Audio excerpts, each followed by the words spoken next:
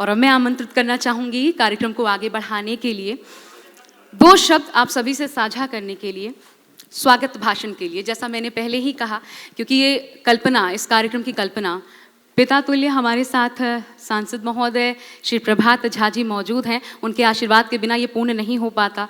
स्वागत भाषण के लिए मैं आपको आमंत्रित करती हूँ। भारत के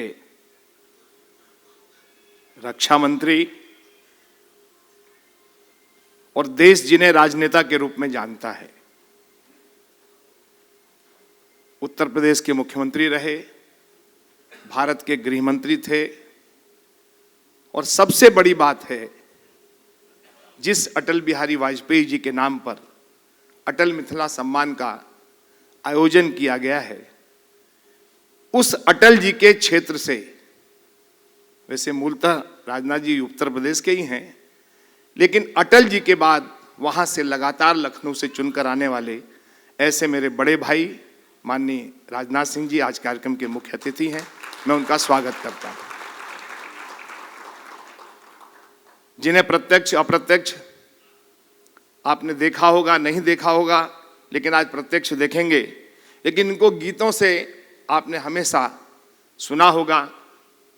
ऐसे उदित नारायण जी हम सबके बीच में हैं, पद्म भूषण प्राप्त हैं, और वे सदैव प्रदीप जी के कार्यक्रम में यहाँ पर आते हैं और सबका मनोबल बढ़ाते हैं। ऐसे भारत के प्रसिद्ध गायक, और साथ ही बहन अलका याग्निक भी यहाँ उपस्थित हैं, जो भारत की कंठ कोकिला कहलाती हैं। मैं उनका भी सम्मान करता हूँ। अबू धाबी दुबई से, भारत के ही कर्नाटक उडुपी से, जो जनसंघ के सबसे, जब जनसंघ हुआ करता था उस समय उस नगर पालिका के उपाध्यक्ष, और आज अमेरिका में बहुत बड़े उद्योगपति हैं, ऐसे शेट्टी जी हमारे बीच में मौजूद हैं। मैं आपका स्वागत करता हूं। कार्यक्रम के आयोजक प्रदीप जी हैं ही यहां पर, और उन सब अवार्डियों को विभिन्न विभिन्न क्षेत्रों में जो लोग अच्छा काम करते हैं, सर्वश्रेष्ठ कहलाते हैं, उनको यहां पर स्वागत के लिए हर वर्ष बुलाया जाता था।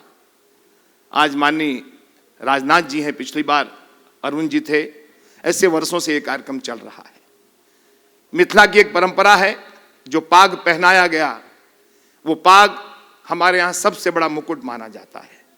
बहुत आत्मीयता से जो लोग होते हैं उन्हें ये पाग पहनाया जाता है, जो सर्वोच्च होते हैं। और उससे भी ज्यादा उत्साह होता है हमारे बिहार में, मिथिलांचल में खास करके। अगर आप आई हैं या आए हैं तो मछलियों के तोरण से, जीवित मछलियों के तोरण से आपका स्वागत द्वार बनाया जाता है। ये मिथिलांचल की परंपरा है। मछली शुभ होती, और इसलिए इस कार्यक्रम के पीछे एक ही भावना है कि भारत की राजनीति में एक आदर्श पुरुष, मैं सौभाग्य से उसी ग्वालियर से आता हूं जहां अटल जी का जन्म हुआ था।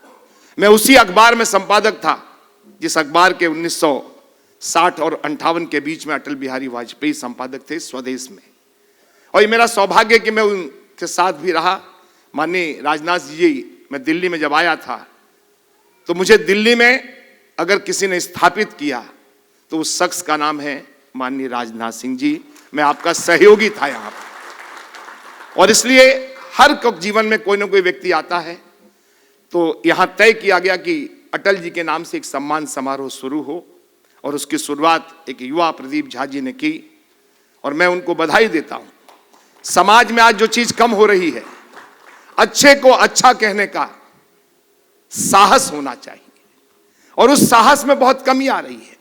जो सर्वश्रेष्ठ है, अगर समाज उसको श्रृंगारित नहीं करेगा तो कौन करेगा?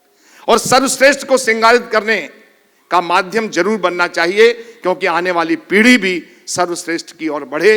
ये सम्मान बहुत सहज होता है, लेकिन आने वाली पीढ़ियों के पीछे एक प्रेरणा देती है कि अगर मैंने भी जीवन में अच्छा काम किया।